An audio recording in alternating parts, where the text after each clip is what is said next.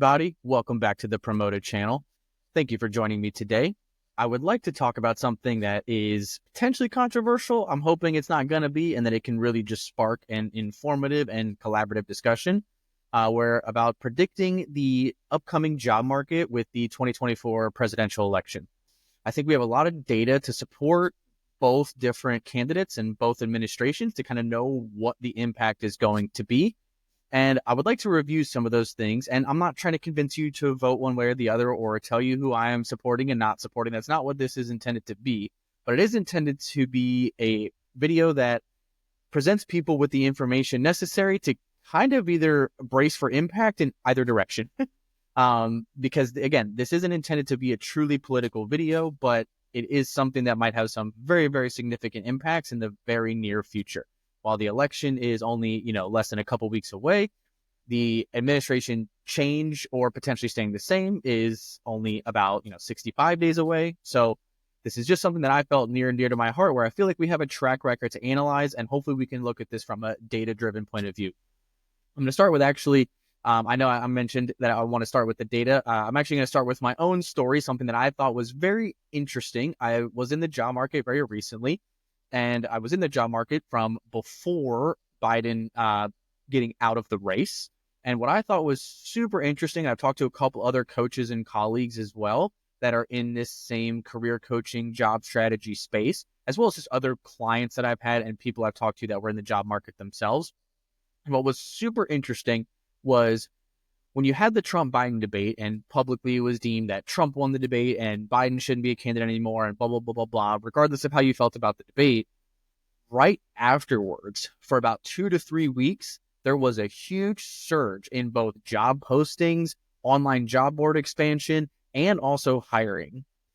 Ironically, on the flip side, when there was the Trump-Harris debate, and it was kind of a split 50-50 depending on who you talk to, deemed who won, but I think there was a slight leaning towards Harris winning that debate by and large. And in that following couple weeks, the job boards kind of cooled down. There were less job postings, and I even felt this myself. I'm in the technology realm, is my day job career, and so even I noticed that there were less job postings available and decisions being made and responsiveness and those sorts of things. So just a very interesting anecdotal piece of point of view that I wanted to point out there. But I really want to dive into the data and kind of give you what I think is my upcoming opinion in both directions based off of this data and not necessarily my particular opinion. Obviously, this is a prediction. I could be entirely 100% wrong. But like I said, I think this is something that we are all thinking about, we are all wondering, and people are wondering how to prepare effectively and what to expect in the coming months. And so first, we could start off with something as simple as the job creation statistics and job creation data. And so when you look at the Trump administration, what you saw was really a continuation of the Obama economy, where I believe Trump went in with about 75 months of consecutive job growth. He carried that over until 2019, pre-pandemic, continuing to grow the overall job market by about 6.7 million jobs and achieved a streak of well over 100 months consecutively. And so while he did inherit something well, he continued to grow it and actually even grew it a little bit more of an exponential curve when you look at the overall unemployment rate, and did reach 50% lows and getting into, or 50-year lows, I'm sorry. And getting into that, he did achieve the lowest low of 3.5%. And I think it's something that, yes, you could definitely credit to the predecessor before him. You can also credit him a little bit for being able to continue something well, not messing it up.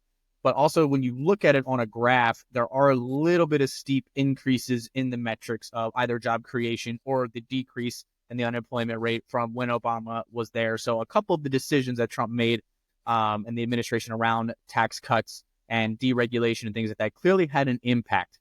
Probably not attributing to 100% of the impact and why he had such a great economy. He just simply had a great foundation and made even better decisions on top of it to make that inheritance worth it and expand upon it and make it even better. Now, when you're looking at the Biden administration, they have had to largely focus on recovery and not actual job creation. The irony is that they got to the same unemployment rate percentage, which at that point would mean if they were going to create more jobs, then their unemployment rate should be down. But it's actually reached the same low, has hovered around that same 4% on average for both administrations. But the key distinction here that's kind of interesting is that it's estimated that somewhere between about 4 and 7 million people under the Biden administration are having 2, 3, and 4 jobs. A person having multiple jobs also contributes to a decreased unemployment rate. This was not the case under the Trump administration, and it is speculated that this is due to the inflation side of the equation, and that's why people are having to seek more jobs. So while the unemployment rate both got to that same 3.5%, 3.4 actually technically under the Biden administration, it is an inflated number on the Biden administration due to the fact of people holding multiple jobs. And so the estimated actual unemployment rate under the Biden administration is about 6.5 to 7.7%, which is almost double the lowest of the low under the Trump administration, is over double the lowest within the Biden administration as reported. But I just thought this was a very interesting distinction. And on top of that, in the last couple months, you've had the falsified job creation numbers come out publicly by the Bureau of Labor Statistics under the Biden administration as well, where they came out and said that there was a mistake of almost 1 million jobs just in this year alone. And when you look at job growth in general of something like under Trump administrations, where it was 6.7 million jobs across 2017 to 2019, I'm not necessarily counting 2020 because of the pandemic. I'm also not counting 2021 for the primary recovery objective of the Biden administration either. I feel like if we eliminate the COVID pandemic, then that's how we're going to get to the best and most accurate data here from both sides of the equation. I just thought that this was a very interesting scenario to where the unemployment percentage isn't all that it's cracked up to be on face value, that people actually can decrease the unemployment rate by actually just having multiple jobs. And that is significantly more the case now with, I believe it is estimated that about 30% of Americans are holding multiple jobs. And so that is going to contribute to that decreased unemployment rate, which means the actual unemployment rate now is about 6.5 to 7.7%. Now, I understand right now I'm talking about the Biden administration, and we're talking about an upcoming Harris administration. And so what would the potential differences there be? Well, in the words of Kamala Harris herself, she wouldn't change anything from the policy of Joe Biden. So you can kind of compare both the Biden administration's results from the job market standpoint and have the same prediction when it comes to Kamala's scenario. So that is the basis in which I'm going for here. And I think that that's kind of a great summation when it comes to the job creation and unemployment rate, is that you look at Trump administration versus Biden administration and Trump wins here in that regard. Now, real wages is a very interesting one because they both actually have face value winning statistics here again. When you look at the overall real wages under the Trump administration being about 15%, what was interesting is I couldn't necessarily find a percentage for Biden's wage impact, but what I was able to find was about a weekly impact of about $147. So, if you took that out by 4 weeks in a given month, then you're talking about on average there about almost $600. And I believe median wage in the United States last time I checked is about $60,000. So at that point, you're talking about almost about a 8% wage increase. So you're talking about 15% versus 8%. But so you could say they both have wins here. Biden's obviously being lower, but he did create wage creation or wage increases. But that was negated by significant inflation. And when you look at the inflation rates of Biden versus Trump administration, so actual real wages, how far does your dollar go and what are your raises actually doing for you? Trump's inflation was about 1.3% to 2.5%, where the Biden administration has been anywhere from about 4% to 9% year over year. So not only did you have lesser increase, yes, you still had wage increase of 8% over the last 4 years, but it's also not going as far. And so again, with these data points, it looks like from a real wage standpoint that you could expect that the Trump administration is going to have a significantly more positive impact on the upcoming job market. And that ironically leads into, because who determines your wages? Well, that's going to be your company owner, your manager, your leader, and these sorts of things. And when it comes to entrepreneurship, this was one that kind of blew my mind because there's always the debates about the tax cuts under Trump. Yes, the Biden administration continued those, but I thought that it was very interesting as to what the impact was from a corporate reinvestment standpoint under each administration. And so, and each took a very different tact in who they were attempting to invest into. And so when you looked at, the Trump goal, he was just targeting industry agnostic, but that top, 1%, 10% of people that are the entrepreneurs and the people that are business owners, and going after them in terms of a positive way, reducing their taxes to enable reinvestment. And this overall led to an industry agnostic, about 20% increase in reinvestment within a company. So I thought that was pretty significant. And that increase in reinvestment doesn't necessarily mean jobs either. So please don't say that I'm meaning that there was automatically 20% more dollars being spent strictly on job creation.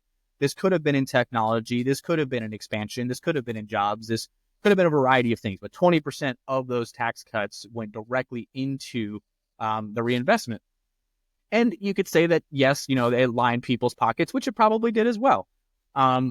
I don't know that I necessarily deem that a bad thing. If you put yourself into anyone's shoes and you all of a sudden have more money in your pocket, aren't you probably going to keep some of it for yourself versus spend it all? So I don't know that's necessarily a bad thing here. Now, when you look at the Biden administration's approach, they definitely targeted more industries. They went after the semiconductor industry and manufacturing specifically when you're talking the infrastructure bill and the CHIPS Act, I believe it's called. And the CHIPS Act seems to be overall doing pretty well and responding well when you look at companies like NVIDIA or Dell or AMD, and that are actually taking that funding and leveraging it to reinvest within American borders and American jobs and American production of semiconductors. When you look at the other side of the Inflation Reduction Act that was meant to impact infrastructure and construction and those sorts of components, that is not going as far, and really overall was simply just federal spending, especially in the green energy space, that didn't actually really lead to any significant impact. And so when you really look at these two components where you have overall industry agnostic 20% increased corporate reinvestment versus you have some, manufacturing, but mostly semiconductor specific reinvestment over here on the Biden administration. They both definitely had some entrepreneurship and corporate reinvestment impact in a positive direction. But across the grand scheme, you have to give it over here to Trump as well again, because his was industry agnostic. It wasn't specific. It wasn't targeting anybody in particular. And it was simply saying, hey, I'm going to give you less taxes regardless of what industry you're in, and I'm going to help you do this. And the other interesting component here, that's sort of the hidden gem in this all, is Trump did it from the tax cut point of view. So he cut the actual amount of expense to run the business, where Biden created federal funding, which contributes to inflation as well, which again is one of the reasons, going back to the previous point of the real wage increases not being as effective as they could have been under the Biden administration, that your money isn't going as far. So yes, you definitely give some credit to the semiconductor impact of the CHIPS Act. But again, because this was creating federal expenditure, that it overall actually is, it's not a complete negation, but it's definitely a reduction in its impact yet again. And when you kind of look at this again overall, since we're talking about sort of the government spending component, one of the things we have to talk about here is going to be deregulation, and which there effectively hasn't been any deregulation under the current administration. And when you talk to business owners, things that I have seen from a variety of sources, whether it's kind of your major publications, Forbes, Business Insider, these sorts of things, where you talk to business owners themselves, myself being one, and it's what actually impacts you more. Is it the regulation and hoops you have to jump through, or is it the actual taxes that you have to pay as a business? Overwhelmingly, it's the regulations and hoops that people have to jump through. And especially for small, medium business, it is much harder to get started when you have to get a significant amount of permits or pay fees or inspections or regulations. It's a lot easier to get started. I mean, even just something as simple as, I want to bake pies in my house and sell them, right? I mean, that's something that you have to pay hundreds, if not thousands of dollars to get started on, where you should just be able to kind of start it under the table without risk of penalty. And so looking at the Biden administration, there hasn't really been any deregulation at all. Ironically, there's only really been increased regulation depending on your sector. Again, when you're looking at the semiconductor industry or the energy industry, or automotive industry, there has been significant increases as well, especially when it comes to the electrical vehicle side. And so I think that this is an overall negative. When you look at the Trump administration, they had about 320 deregulatory actions over the course of their administration. Sorry. And this overall was part of that contributing 20% reinvestment. As much as I wanted to give credit to the Tax Cuts and Jobs Act, there's definitely the 320 deregulatory actions that he took, as well as the executive order. I'm going to forget the number. I don't remember which one it is, but that essentially made agencies evaluate their current regulations in order to implement new ones, and they had to get rid of 2 to create 1. And I believe this was an executive order that was in place for about 2 years. And I forget if his administration was the one to remove it or if it was the Biden administration that canceled that when they first came in. I genuinely don't remember. But those deregulatory actions definitely contributed to that reinvestment in the people and in the overall businesses themselves. Like I said, this didn't directly lead to job creation with 100% of that increase, but definitely a chunk of it did. And you could tell by the true unemployment rate and the true wage increases that companies were willing to do and willing to give their people in order to get the most out of them. And so the last thing that I want to cover here is very immeasurable, if I'm being honest, but I just have to look at this from the standpoint of where, what my line of work is in terms of both myself as a day job IT leader, where I'm within the job market with the rest of you, which I think is one of my kind of key advantages when it comes to being a career coach and job strategist, is I'm right here with you. And if I'm going to share methods, I should follow them myself, and otherwise, what's the point? And so by me being in the trenches with you guys, I definitely think helps to make sure that my methods are successful. And what I want to talk about here is just overall hope and sentiment within the job market. And this is one that's very interesting. I have many colleagues and many people within my network and clients that are just feeling discouraged in the last 12 months. And when I look at that same network and the interacting with some of the same people, obviously I've met new people along the way, so it's not exactly a 1-to-1 ratio, but there just seemed to be more hope and positivity regarding the job market. When you look back at 2016, 2017, 2018, and 19, and I guess 16 was actually the last year of the Obama administration. So again, I understand that Trump inherited something that was going well, but it still doesn't mean he didn't improve upon it. Versus, I feel like it's felt very hopeless for these same people, or less hopeful, maybe not hopeless, but less hopeful for clients and network and people that I have and know over the last multiple years. It just feels harder to land a job. It feels harder to get the opportunity. It feels harder to negotiate salary and raises. It just, everything feels harder. Budgets are tightening. You have significant layoffs, ironically, especially in the tech market in the last 12 to 18 months, which I find very interesting since AI and tech-driven technology is kind of on the forefront and being that big thing.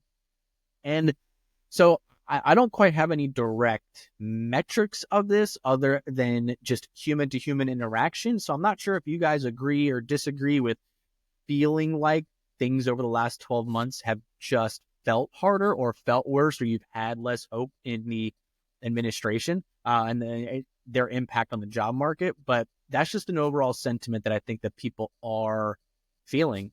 And so I think all of this is to say that, again, all of the metrics and data that we're talking about here are technically under the Biden administration with Harris as VP. But to reiterate, she said she would change nothing. So if she's not going to change anything, then we can expect a continuation of where we're at. And when you just look at some of the basic baseline metrics of unemployment, real wage growth, job creation, reinvestment within the corporate world, deregulation, things that really have shown and had the results. Again, ignore the name that I'm talking about and just focus on the data. If we take out names, if you remember throughout this whole video, great. But if you're talking, 6.7 million jobs created versus lying about a million jobs, if you're talking about a 3.5% true unemployment rate versus a 6.5 to 7.7, 20% reinvestment increase in corporate reinvestment. If you're talking about a 15% wage increase versus an 8% wage increase, If you're talking about a 20% tax reduction for small business and new business owners, you're talking about 320 deregulation actions. Just looking at the data itself and all these different components, you would have to say that the metrics are clear. It is obviously better to have a true lower unemployment, to have a true higher increased wage, to have less regulation, to have increased corporate reinvestment. Like, these things are just objectively good when it comes to the job market impact. Now, they might have other outsized impacts in other areas of life. I think overall, mostly positive, but the focus of this video is job market and career and professional outlook. And all of the positive metrics in these regards that affect everyone on the day-to-day fell under the Trump administration. And so my prediction, regardless of who wins, I think is fairly clear, being driven by the data. And again, it has nothing to do with whether or not I like the guy or dislike the guy or dislike Harris or like Harris. It is just that the data, the things that matter to me, which is what's going to allow me to take care of my family and give me a foreseeable, predictable future of growth and impact. I think that Trump winning the election is going to overall have that positive impact on the market, whether or not we like it. And even when, again, I know it's anecdotal, but looking at the impacts of the debate, I actually think it was really good to have a debate where each side, quote unquote, won one publicly, because you were able to see the hope of employers as to whether or not they were willing to employ and post more jobs. And when Trump won that debate against Biden, you had a noticeable uptick for 2 to 3 weeks. And then you had the debate where Kamala won, and then you had a downtick in terms of overall hiring and job board postings. So I just thought that was a very interesting metric as well. And yeah, so if you like this video, please subscribe, comment, give me your thoughts. Like I said, I don't want this to be an entirely one-sided thing. If I miss data, if I missed metrics, I miss sources, please let me know. Leave it in the comments. Like, that's what this is intended to be. But I hope that this helps to prepare you in either direction, that at the moment and based on the data we have, there is one way of the election where you may not necessarily have to prepare for as much negative impact, and one that you might have to prepare for greater negative impact. And definitely some upcoming videos, I will talk about where I think, regardless of politics, where the job market is going and different skills that you should be developing, and my predictions in that aspect that might help answer the question of when I say to prepare for either negative or positive, what that means. That'll definitely be happening in upcoming videos. So again, please subscribe, like the video if you like it, leave a comment below and let me know.